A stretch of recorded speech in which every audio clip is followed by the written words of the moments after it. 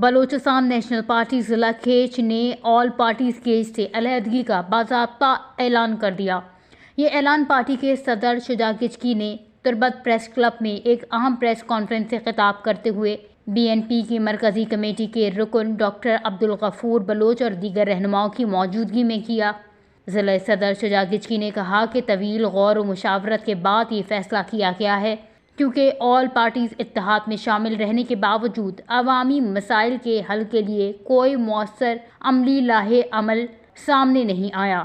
ان کے مطابق اب وقت آ گیا ہے کہ بی این پی آزادانہ سیاسی حکمت عملی کے تحت اپنی جدوجہد کو آگے بڑھائے۔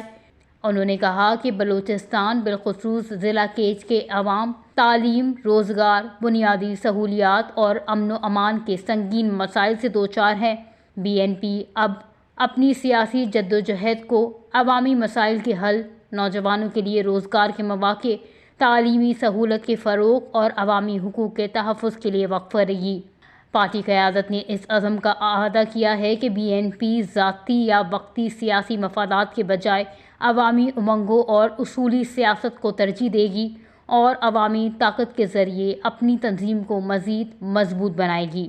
پریس کانفرنس میں بی این پی کے رہنماؤں نصیر احمد گچکی، حاجی عبدالعزیز بلوچ، نوروز بلوچ اور دیگر رہنما بھی موجود تھے، جنہوں نے پارٹی کے فیصلے کی بھرپور تائید کی۔ وش نیوز کیچ، بلوچستان۔